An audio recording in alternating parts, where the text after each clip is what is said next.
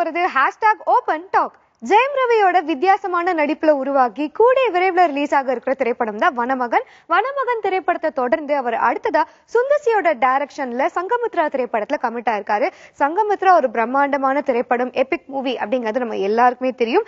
இந்த படத்தை பத்தி ரீசெண்டா ஜெயம் ரவி ஓபனா பேசியிருக்காரு. சங்கமித்ரா படத்துக்காக நான் 2 வருஷம் கால் ஷீட் கொடுத்திருக்கேன் அப்படிங்கிறது உண்மைதான். ஆனா நிறைய பேர் என்கிட்ட வந்து எதுக்காக 2 வருஷம் கொடுத்திருக்கீங்க, 2 வருஷங்கிறது ரொம்ப ஜாஸ்தியாச்சு அப்படின்னு சொல்றாங்க. என்ன பொறுத்த வரைக்கும் ஒரு படத்தோட குவாலிட்டி ரொம்ப முக்கியம். அந்த குவாலிட்டி சரியா வரணும்னா 2 வருஷம் இல்லைங்க, ஒரு படத்துக்காக நான் 5 வருஷம் கால் ஷீட் கொடுக்க கூட தயாரா இருக்கேன். அது மட்டும் இல்லாம இப்போ சங்கமித்ரா படத்தினுடைய செட் ஒர்க் ரொம்பவே தீவிரமா நடந்துட்டு இருக்கு.